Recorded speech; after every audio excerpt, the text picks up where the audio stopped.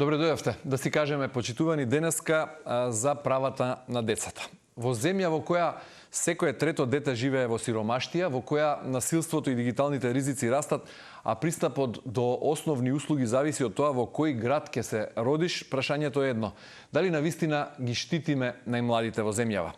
Вечерва зборуваме за највидливите и за најневидливите болки на македонските деца: сиромаштијата, менталното здравје, онлайн заканите, нееднаквоста и тишината околу насилството. Гости во студиото се Ана Битолјану од Првата детска амбасада Меѓаши и Джевит Мифтаровски, мировен активист и професор во Дебарската гимназија. Добре дојавте во студиото на Телма. Благодарам за поканата. Добре ве најдам. Ако ги погледнеме реално и бројките, и случаите околу нас, и секојдневието, дали Македонија може да се пофали дека денеска е земја во која се почитуваат правата на децата, или и ги штитиме децата, или сме добри само на хартија? На прва би рекла далеко од тоа, има подобрувања секако, меѓутоа се уште е доста далечно препознавањето на оно што се случува, како што сами спомнавте, невидливоста на децата и сиромаштијата во која што тие деца растат е исто нешто што би требало да не загрижува, меѓутоа и таму каде што имаме добри законски рамки, фали нивна примена на соодветен начин и фали избегнување дека едно решение би било добро и соодветно за сите деца секаде. Така, Мифтаровски, каков е вашиот впечаток на прва генерално пред да одиме во деталите? Јас сметам сепак тоа дека и многу има врска каде децата живеат, во кое место, и сите оние работи што ги направивте вие, сметам дека во голема мера како државата се справува од проблем до проблем и од место до место. Например, има градови и заедници каде што децата се како да кажам, и позаштитени, имаат пристап до попозитивни, побитни, и ги имаат сите оние најважни потребни нешта за да бидат здрави, за да бидат среќни, за да бидат успешни, меѓутоа во некои места тоа навистина е проблем. Добро, Македонија барем на хартија, што се однесува до законската рамка, веројатно во голем дел ги почитува оние европски меѓународни стандарди кога станува збор, кога се зборува за правата на децата. Македонија меѓу другото потписник на Конвенцијата за права на децата. Националните закони исто така постојано се доработуваат и се подобруваат во таа смисла. Меѓутоа, што според вас, генерално бидејќи работите на терен, работите во пракса, не само како правна рамка и како теорија, туку од она што го гледате во секојдневието, што е според вас најболната вистина кога станува збор за прашањата на состојбата во која живеат децата во Македонија во 2025 година? Она што, например, институциите и системот упорно не го решаваат, ако може така да речем, да не употребам посилен збор, дека се игнорира. Вака сега, треба да бидеме свесни дека ние живееме сепак во едно поинакво време од времето кое што ние сме живееле, и проблеми со денешниот раст на децата имаат земји кои што се многу понапредни од нас.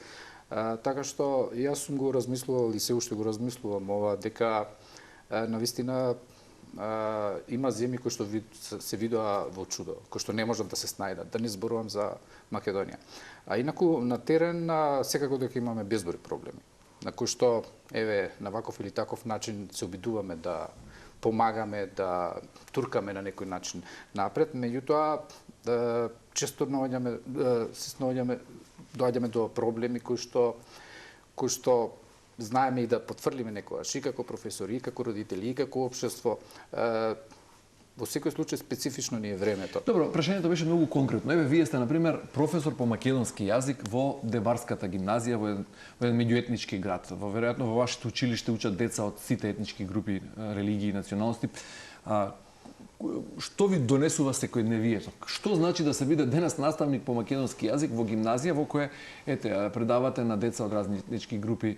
Кој е најголемиот проблем кој вие го забележувате, го лоцирате кога станува збор за правата на најмалите?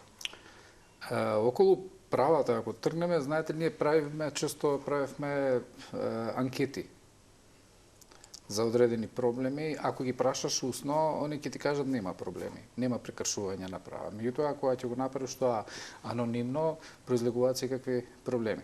Значи, од, не знам, од булинг, од малтретирања, од несоодветна настава, од несоодветни наставници, од не знам, основни елементи кои што, например, во другите земји ги има, кај нас не можеме да ги фатиме. И сега тоа, веројатно, треба убаво да размислиме дали... Добро, тоа го велат тие децата во анкетите. Што е оно што вие како педагог, и како родител, и како возрастен човек го забележувате? Или што? Еве, и Битолјано, вие надоврзете се. Што е најболното нешто што вие го уочувате како човек во пракса кој работи со состојбата на децата во Македонија? За мене е расчекорот помеѓу идејата дека се правиме во најдобар интерес на децата и дека децата ни се најсвето нешто и нашата иднина и така натаму, и состојбите во кои децата живеат. Покрај ова што го спомнувавме за голем број деца, сиромаштија, за деца кои што питачат на улица и кои што и понатаму не можеме да најдеме соодветно решение, до почитување на некои права кои што ни изгледаат, да кажам, не толку важни како почитување на детската личност и правото на приватност некаде. Ние се уште имаме пасивна идеја за децата, а истовремено ги обременуваме со тоа, очекуваме од нив да бидат поинакви од нас. Значи, очекуваме да не користат технологии, ние сме цело време на мобилните телефони. Очекуваме да бидат конструктивни, да ги разрешуваат конфликтите, да ги трансформираат на начин кој што е поразличен од оној што ние го нудиме. Така да за мене е севкупната слика за состојбата со детските права, препознавање на нив и каде е детето тука во фокус. Без оглед на ова што, ја мислам дека е се уште добро децата да се искажуваат за работите кои што на нив им се важни. Од таму и стигаат, да кажеме, детскиот алтернативен извештај за детски права, каде што они сами можат да посочат што е тоа што им недостасува. И често тоа е добар показател, дали е простор за играње, дали е безбедност, дали е начините, дали се чувствува детето почитувано во образовниот систем или дома негде.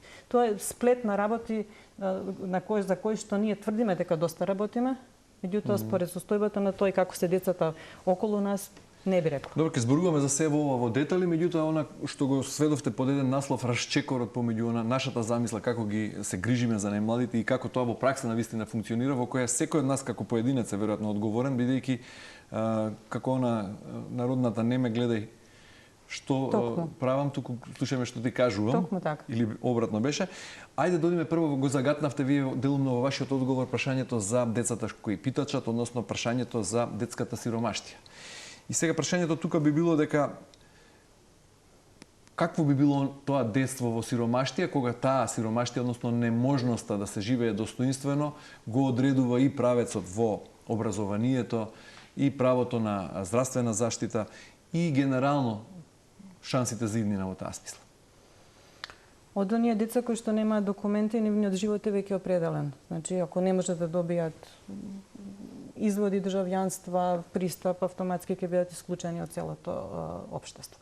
Доколку го имаат понатаму тоа, ако немаат со што да одат на училиште, ако имаат потреба од материјали кои што е тешко да ги набават, повторно ќе се соочат со различност и со насилство, при тоа за нешто што не се виновни. Нивната стартна позиција е лоша. Истовремено се очекува кај нас дека доколку било кој се потруди, би можел да успее. Тоа е исто како да некои деца трчаат кон средно или високо образование со супер патики, а некои деца трчаат увлечки или боси. Тие деца што трчаат увлечки или боси, најчесто не се видливи.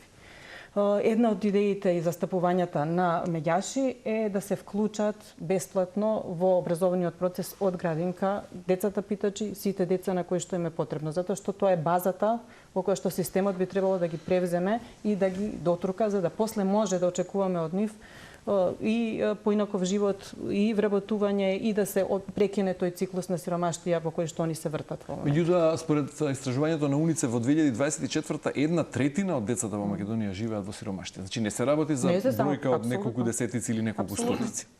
И тука прашањето е каде потфрла системот, односно институциите? Дали е прашање можеби исплатите на таа социјална помош? Дали е генерално поддршката? Дали самата филозофија дека можеби сиромаштијата е личен, а не системски проблем?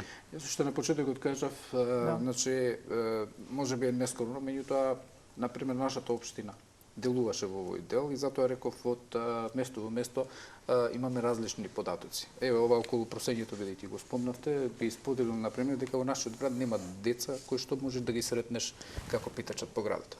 Значи тоа беа неколку чекори кои што беше добра акција направена во која што на пример им беше помогнато во секој случај затоа што тука потекнуваат понатаму сите оние проблеми со кои што се соочуваме, нели, сиромаштијата е еден од факторите за многу проблеми во училиште.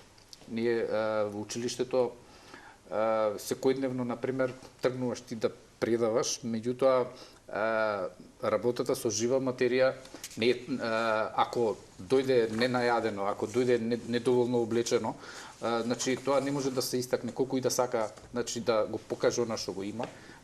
Проблеми понатаму секакви ќе има.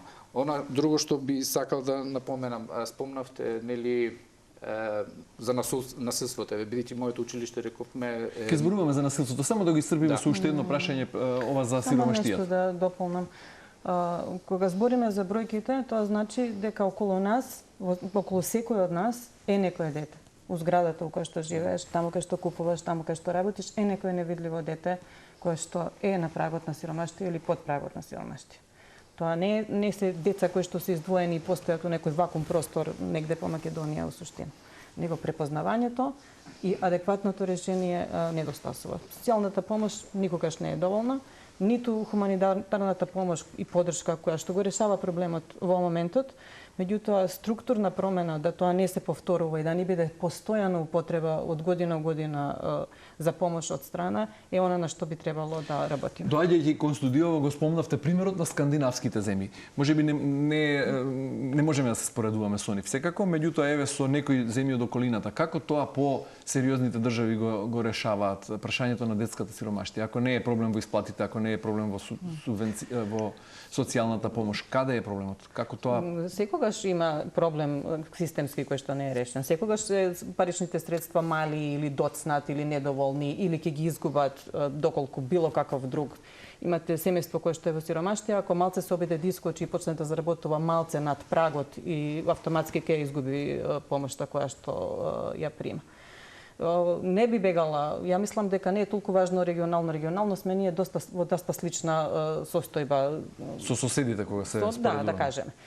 Зашто ги спомнав за образование до душа Скандинавија, меѓутоа исто така имам примери на кои што ги познавам, да луѓе се селат за кога имаат деца кои што имаат ретки болести или атипичен развој, кои што се селат бидејќи таа поддршка во Скандинавија или во земји кои што се сензитивни и го препознаваат е многу поголема.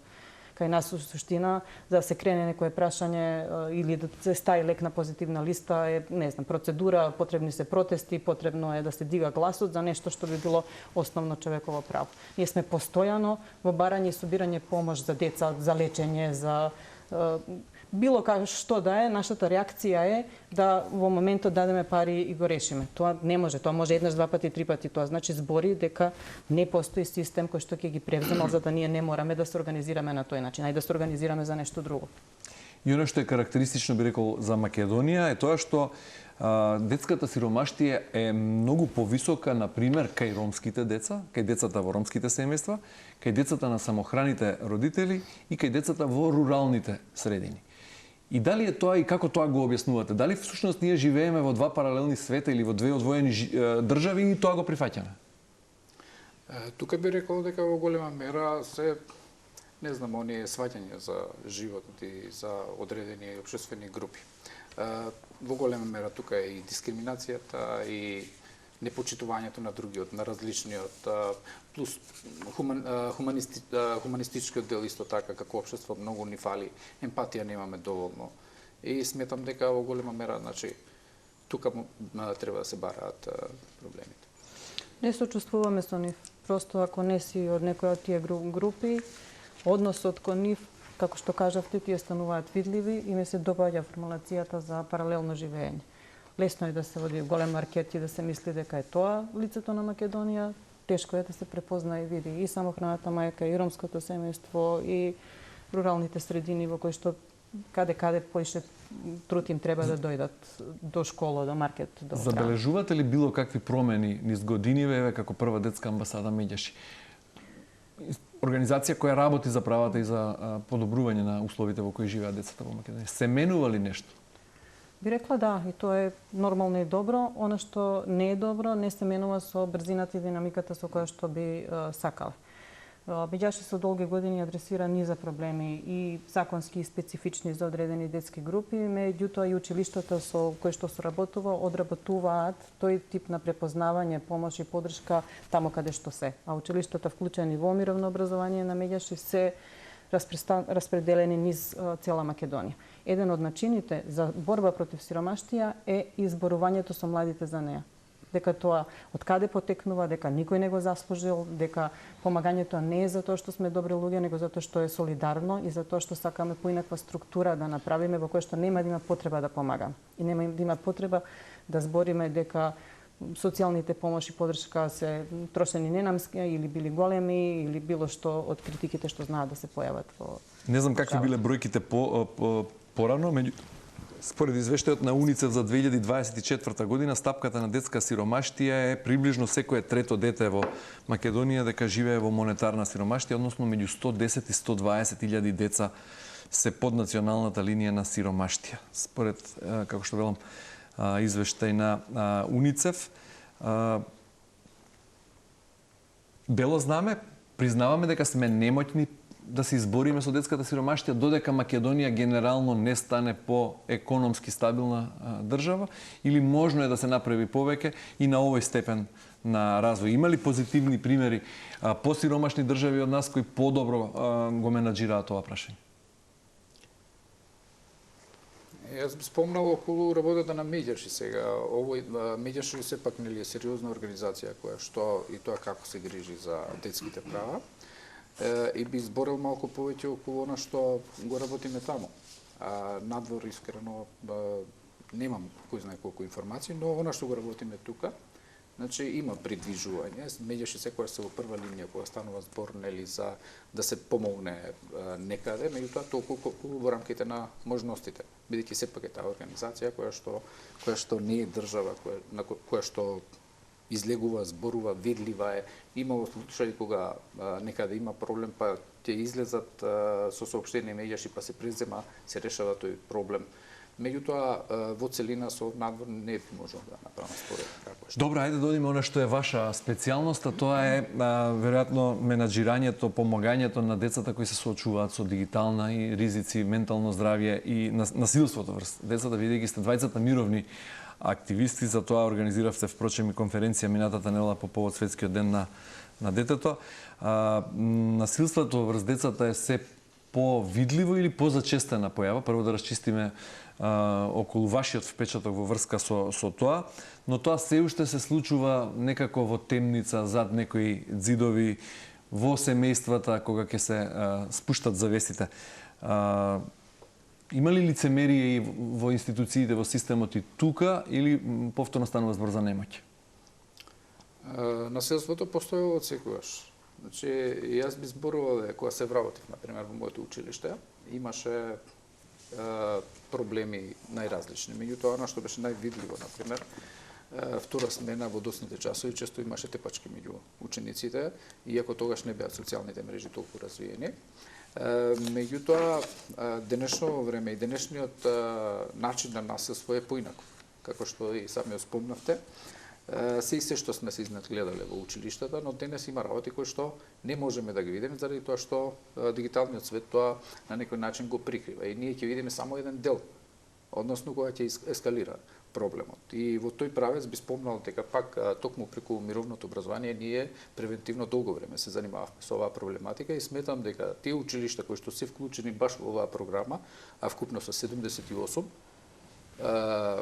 на некој начин не го имаме исклучено целосно, меѓутоа можеме да се пофалиме дека имаме добри резултати. И тоа би спомнал, тоа е период од 15 години кој што континуирано се занимава со сите типови на проблеми со кои што се соочуваат децата. Например, реков, почетокот беме мала група, меѓутоа сега на тој настан што го спомнавте. Значи, имаше над 300 професори, стручни служби, значи, кои што веќе се вмрежени и кои што на некој начин си ги споделуваат сите овие проблеми кои што ги имаат, Значи, реков стручни служби. Токму во делот мировното образование до сега активности се спроведени со деца од бројка од над 8.000. И колку повеќе активности изборуваме, за тоа имам впечаток дека се повеќе се случува детското насилство. Па не би рекол. Еве на Телма, например, ние многу зборувавме за кампањата Крени глас, иницирана од Мак Петрол. Дали вашиот впечаток е дека ете после овие кампањи децата се похрабри да го пријават насилството што се случува врз нив? Ја би рекла дека го отвараме просторот да можат да кажат и пријават со се што работиме. Постојат и сме виделе повеќе кампањи у Македонија кои што се бават со насилство. Повторно ќе се навратам на тоа дека ние очекуваме дека децата ќе бидат мирни и ќе се однесуваат фино и пристојно, а возрастните при тоа ќе прават што сакаат. Ако имаме земја во која што е нормализирано да кажеш што сакаш на било кого и да не сносиш одговорност за тоа. Ако имаме од тепачки по институции до принцип на неказнување, до драстично паѓање на секој ниво на комуникација, не може да се очекува дека младите или децата поинаку ќе решаваат. При тоа имаме милион војни по светот, значи насилството е на глобално ниво, нешто што е нормализирано и се прифаќа за нормално. И во тие услови, она што треба да се прави е простор да се разговара со децата од каде доаѓа, што се случува, што го иницира насилството и како да искочиме од него. Меѓутоа сметате дека одговорот и за прашањето на насилството меѓу децата е кај возрастните, а не кај нив. Веројатно кај родителите, кај педагозите, кај наставниците. Би рекла двете. Едното е начините на комуницирање помеѓу децата кои што се сосема поинакви во денешно време, изложеноста на содржините кои што ги гледаат, игрите кои што ги играат, и истовремено не гледање на модел како тоа поинаку би било. Таа спрега на возрастни кои што се однесуваат исто само се преправаат и на млади кои што не знаат или не виделе дека би можело да биде некаде подобро, препуштени сами на себе бидејќи во денешно време многу малце време може да се посвети да се биде со децата во некоја подлабока, посуштинска смисла, го носи тоа. За насилството е важно препознавање, именување и соочување дека насилно однесување мора да носи некаква одговорност. Има ли во Дебар, во вашата гимназија, случаи на насилство? Има, секако дека има, како и во на сите колку училишта. фреквентно се случува тоа? Колку често? На дневно ниво има? Не. Видете она што сакав да напоменам јас. Оние 78 училишта кои што ги спомнав јас. Долго време, значи, работиме работилници каде што децата без разлика која е нивна било каква разлика да се зборувам верска, етничка или не е ни битно, значи кога ќе ги здружиш, они се на некој начин попаметни од самите возрастни. Значи треба диалог, треба сочувство, треба разбирање, треба да го запознаеш. Значи, ние сме иделе во ситуации во кои што ученици, македонци или албанци или не е битно, ги гледаме во самиот момент како ги кршат тие предрасуди. Значи, во самиот момент вика, па мене ми беше страв да поминам покрај џамија, вртев со завртена глава, или пак покрај црква, или пак, значи, колку ние не се познаваме, оттаму на некој начин почнуваат оние поттикнувачки, би рекол, негативности кои што се јавуваат кај самите деца, за да на крај ние ја видиме само тепачката. И една многу битна работа што би сакал да ја напоменам, значи насилник, жртва, меѓутоа третиот дел никој не го спомнува, публиката. А уствари се што се прави заради публика. Ако публиката ние ја средиме, тоа ќе биде се поедноставно. Ако нема кој да снима во тепачките, не е интересно тоа. Така што нема да се согласам со она дека насилството се повеќе го има. Не, сега можностите за да се биде насилен се полесни. Затоа што, реков, преку пораки, преку она што не можеме да го видиме, тоа се договара. Меѓутоа, со превенција, во секој случај, може да се реагира, може да има добри резултати. И јас пак ќе се навратам кога се вработив и сега во моето училиште, ние сега имаме врски кои што се одвиваат меѓу дечковци и девојки од различни етнички групи, се дружат, се почитуваат, ама треба работа со тоа. И ако прифатиме дека ништо не можеме, тоа е никако помирување не. Апсолутно дефетизам од типот така е како е. Не. Кога станува збор за менталното здравје, ризик по здравјето на децата насекаде во Европа, тоа е еден од најбрзо растичките проблеми и во Европа и во светов на ниво на пандемија. Веројатно состојбата е таква и во Македонија. Колку тоа вие како мировни активисти го забележувате и дали имате впечаток, бидејќи и во пракса сте доаѓате од средно општинско училиште, училиштата се безбедни емоционални простори или и таму станува збор за голем извор на стрес што го загрозува менталното здравје на децата? Секако дека е еден од поголемите проблеми. Значи, менталното здравје е проблем првен за нас, за возрастните, за наставниците. Да не зборуваме за децата. И јас ќе напоменам, нема да го цитирам еден човек кој што вели не си добар наставник ако кога ќе влезеш во училиште не ги изгледаш сите деца во очите. Значи, тука ако не можеш да прочиташ што се крие внатре во тоа дете, ти немаш ни час, немаш ни работен ден, немаш ништо. А тоа навистина е проблем. Имате вие волја, сила, внатрешна енергија да ги погледнете секој ваш ученик да го погледнете во очи? Да. И што забележувате во детските очи? Забележуваме се што. Значи, јас можам да, од моето работно искуство, имам ситуации во кои што, заради љубов, имаше ситуација во кои што дечкото сакаше да се самоубие. Значи, толку беше падната, ама за тоа треба следење. Значи, ученик кој што бил супер одличен, па после наеднаш паѓа со успехот. И сега го гледаш блете, неспиен, треба разговор. Децата сакаат разговор. Времето денеска е поинакво, ние кога учевме. Значи, и науката е денеска поинаква. Децата денес, исклучиво ова што го спомнавте, ако ментално е добро, тогаш понатаму се е полесно. Се е поедноставно. Но, мислам дека општо во нашата држава околу оваа тема не се зборува многу. Веројатно имаме многу поголеми, сметаат дека имаме поголеми проблеми, ова е навистина голем проблем, меѓутоа ова треба да се крене. Треба да се зборува. Ние во медиумите често правиме работилници на оваа тема и со самите деца. Меѓутоа сметам дека дури оваа тема е побитна за самите наставници, затоа што имаш наставници кои што на 40 години се прегорени, нема што да им дадат на децата. Сега благодарение викам нови работилници во Меѓеши, ние уствари таму е место да каде што и ќе се исплачеме, и ќе кажеме што ни е најтешко, што ни е лошо, што не оди, меѓутоа и ќе се пофалиме и ќе побараме помош. Нема его таму. Затоа викаме ние, тоа е семејство кое што, како што спомна и на конференцијата, е привилегирано. И на некој начин самите наставници кои што се вклучени тука, некако полесно се снаоѓаат со новиве генерации. Бидејќи зборувате со голема доза на емоција, може ли да споделите сега некој случај што најмногу ве допрел? Емоционално кога станува збор за тој мост помеѓу возрастните и децата, кога сте работеле со како овој што го споделивте? Многу имам, искрено. Значи, да работи со деца е благодет. И кога еднаш детето ќе те осети близок, не знаете каков свет натре се посебно во денешно време.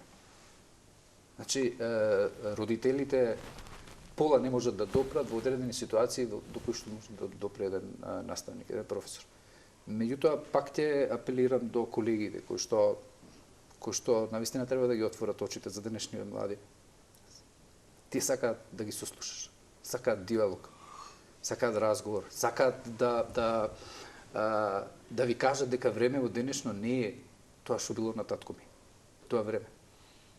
И јас и со син ми кога зборуваме, му викам, земи излези играј фудбал, вика играм фудбал, ама на PlayStation.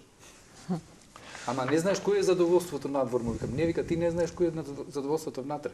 Така што и овие теми се баш убави за размислување, за да влезе малку во склопот на денешните млади. Битолјан, што според вас им недостига најмногу на децата? Психолози, педагози, доверливи возрастни, безбедни домови или пак општество што ќе престане да им кажува што треба да прават, туку ќе ги сослуша? Овака како го срочивте, потпишувам одма све од тоа што го наброевте. Али би рекла прво доверливи возрастни. Една од првите насоки е за било што има да разговараат, да најдат возрастен во кој имаат доверба.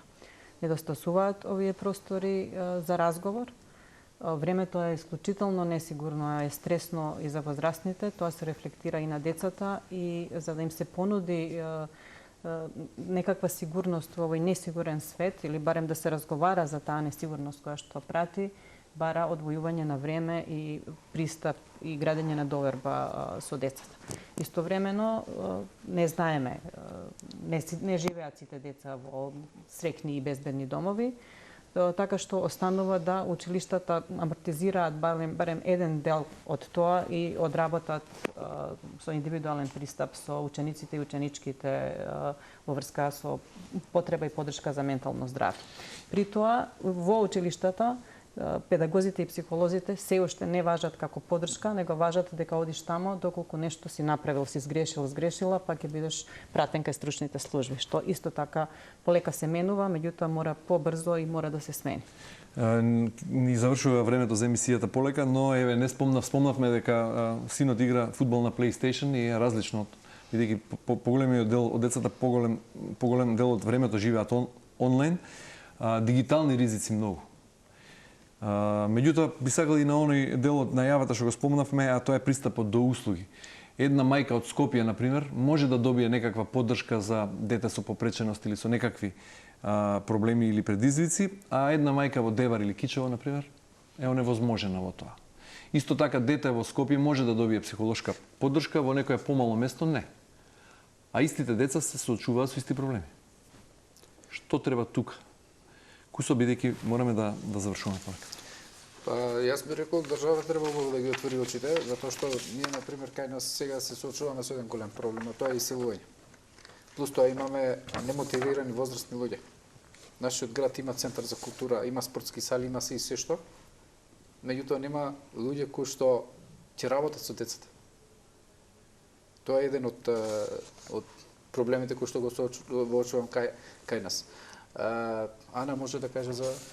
Би рекла достапност на услуги, свесност за овие различни позиции во кои што се и дека е тоа дополнително обременување. Ако имате некој кој што не е од главен град и да добие психолошка помош или да има потреба за било каква социјална услуга, самото тоа што мора да дојде е дополнително обременувачки. А во помалите места исто така е многу потешко, бидејќи луѓето се знаат и се уште владее уверението дека дека се има некој проблем или односно дека не е во ред тој тип на поддршка да се помара. Значи свесност за тие социјални разлики, зголемување на услугите низ земјата и професионални луѓе во институциите кои што би применувале различни пристапи соодветно на контекстот на живење во различни градови, села, помали места. Во контекст дека нема откажување, дека битката мора да продолжи бидејќи децата навистина мора да станат приоритет ако сакаме здрава иднина. Која е според вас најголемата заблуда на нас возрастните за денешната генерација деца во Македонија? Веројатно имаме предрасуди, стереотипи. Со самото тоа што ги третираме како деца.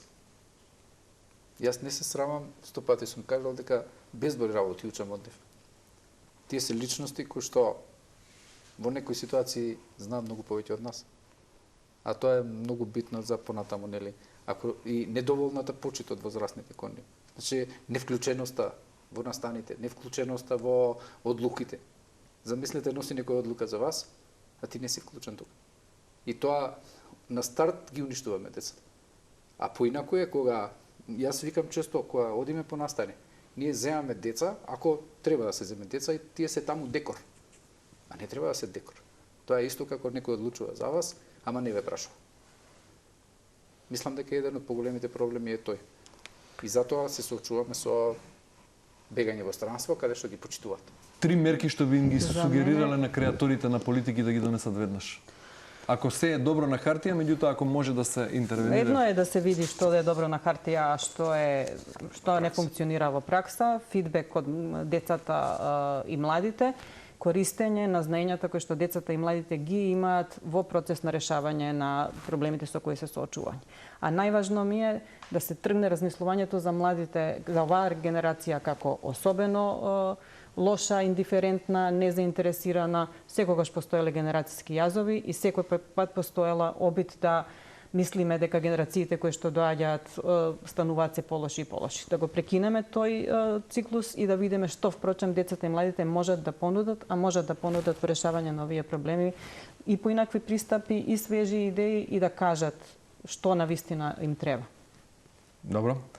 Ете, децата немаат моќ, но имаат право. Право на заштита, на достоинство и на иднина. Тие не можат да чекаат реформи, документи и ветувања. Прашањето е наше. Колку ќе сториме за нив и кога конечно ќе почнеме, бидејќи ако сакаме иднина, мора да се грижиме за нашата младина. Мифтаровски, Битолјану, ви благодарам многу за учеството во денешното издание на Да се кажеме. Ви благодарам што пратите вакви теми. Почитувани, тука е крајот. Останете на нашата фреквенција. Имајте убав ден. Довидување утре во истиот термин.